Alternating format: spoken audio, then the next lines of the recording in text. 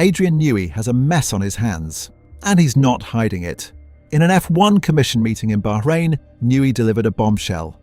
He revealed that Aston Martin's new Honda engine is so underdeveloped that it can't even hit the lower energy recovery limit of 250 kilowatts, let alone the maximum of 350 kilowatts required by the 2026 regulations. This isn't just a minor setback. It's a fundamental failure that threatens to derail Aston Martin's entire season before it has even begun. The 2026 regulations have massively increased the power of the MGUK from 120 kilowatts to 350 kilowatts, making energy recovery one of the most critical areas of performance. For Honda to be so far behind in this key area is a catastrophic failure.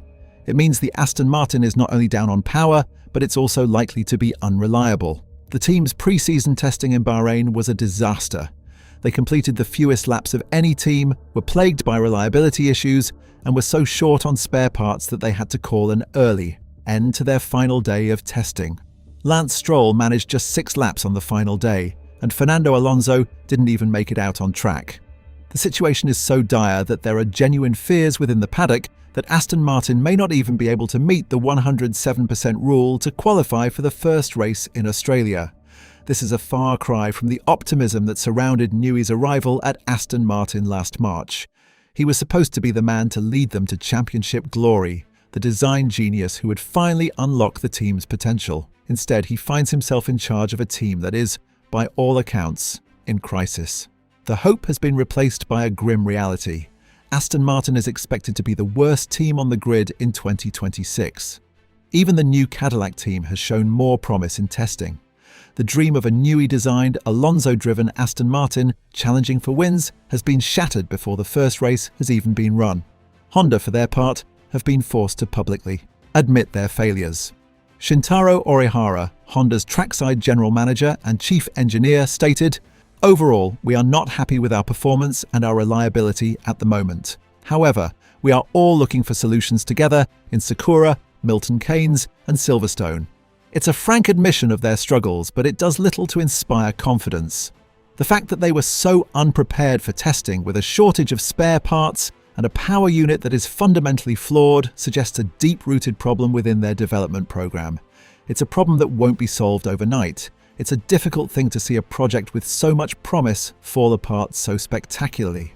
It's a story of ambition, failure, and the harsh realities of Formula One. I'm so grateful for a space like this, a channel where stories like these can be explored in depth without judgment. If you also believe these stories matter, please subscribe to help us build this community and reach our first 10,000 subscribers. It makes a huge difference. The energy recovery issue is not just a minor technical glitch, it's a fundamental flaw that strikes at the very heart of the 2026 regulations. The massive increase in MGUK power was designed to make the cars more efficient and to create a new area of technical competition.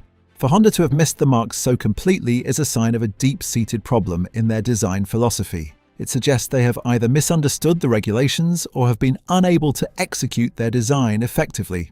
The fact that Newey, a man renowned for his understanding of F1 regulations, has been so public in his criticism is a damning indictment of Honda's efforts. It's a clear signal that he believes the problem is not with the car's chassis or aerodynamics, but with the power unit itself. The consequences for Aston Martin are devastating. A deficit of 1.5 seconds per lap, as has been suggested, is an eternity in Formula One. It puts them not just at the back of the grid, but in a different race entirely. They will be unable to compete with the midfield, let alone the frontrunners. The risk of failing to meet the 107% rule is very real. If they can't get within 107% of the fastest time in qualifying, they won't even be allowed to start the race. It would be a humiliating and unprecedented failure for a team with such high ambitions. And it would be a personal embarrassment for Newey, a man who is used to winning, not just participating. Beyond the technical and strategic implications, there is a human element to this story that cannot be ignored. For Adrian Newey, this is a challenge unlike any he has faced before. He is a man who is used to having the best of everything, to working with teams that have the resources and the expertise to match his own ambition. At Aston Martin, he has found himself in a situation where he is being let down by his engine partner. It is a frustrating and humbling experience for a man who is widely regarded as the greatest designer in F1 history. His decision to publicly call out Honda is a sign of his desperation. It is a high-risk strategy, but it is one that he clearly feels is necessary to force a change. For Fernando Alonso, this is a cruel twist of fate.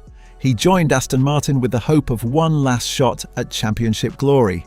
He believed that with Newey on board, the team had the potential to challenge at the front. Instead, he finds himself in a car that is uncompetitive and unreliable. It is a familiar story for Alonso, a driver who has been plagued by bad luck and poor career choices. He is a two-time world champion, but he could have and should have won more. This latest setback is another bitter pill to swallow. It is a reminder that in Formula One, talent and ambition are not always enough. You also need the right car, the right team, and the right engine. And for Lance Stroll, the son of the team's owner, this is a moment of truth. He has been given a golden opportunity to prove himself in Formula One, but he has so far failed to deliver on his potential. He has been criticised for his inconsistency and his lack of pace. This season, with a car that is so clearly uncompetitive, the pressure on him will be immense. He will have nowhere to hide. If he can't get the most out of the car, if he can't beat his teammate, his future in the sport will be in serious doubt. He is no longer just a driver. He is a symbol of the team's ambition and its failures. From Honda's perspective, this is a public relations nightmare. They returned to Formula One with the goal of redemption, of proving that they could compete with the best in the world. Their partnership with Red Bull was a resounding success, culminating in multiple world championships. But their new partnership with Aston Martin is turning into a disaster. They have been publicly called out by their star designer, and their engine is being blamed for the team's lack of performance. It is a humiliating and damaging blow to their reputation. They are now under immense pressure to fix the problem, to deliver a power unit that is both reliable and competitive. But the clock is ticking. The start of the season is just weeks away, and they are running out of time. The challenge for Honda is immense. They are not just dealing with a minor technical issue, they are dealing with a fundamental flaw in their design. They need to go back to the drawing board to re-evaluate their entire approach to the 2026 regulations. It is a process that will take time, money, and a huge amount of effort. And even then, there is no guarantee of success. The other engine manufacturers are not standing still. They are constantly pushing the boundaries of performance, constantly finding new ways to extract more power and efficiency from their power units. Honda is not just trying to catch up, they are trying to catch a moving target. So as the teams pack up and leave Bahrain, the mood in the Aston Martin and Honda camps is one of grim determination. They know that they are facing a monumental challenge. They know that the odds are stacked against them. But they also know that in Formula One, anything is possible. This is a sport that is built on innovation, on resilience, and on the relentless pursuit of performance. The story of Aston Martin and Honda in 2026 will be a story of struggle, of frustration, and of the harsh realities of life at the back of the grid. But it could also be a story of redemption, of a team that refused to give up, and of an engine manufacturer that dug deep and found a way to turn things around. The lights are about to go out in Melbourne, and for Aston Martin and Honda, the race has already begun. The fallout from Newey's revelation is likely to be significant. It has created a sense of crisis around the team, and it has put Honda under immense pressure to deliver. The Japanese manufacturer has a proud history in Formula One, but this latest setback is a major blow to their reputation. They will be working around the clock to fix the problem, but there is no guarantee of a quick fix. The 2026 season is shaping up to be a long and difficult one for Aston Martin and Honda. And for Adrian Newey, the man who was supposed to be their saviour, it is a challenge unlike any he has ever faced before.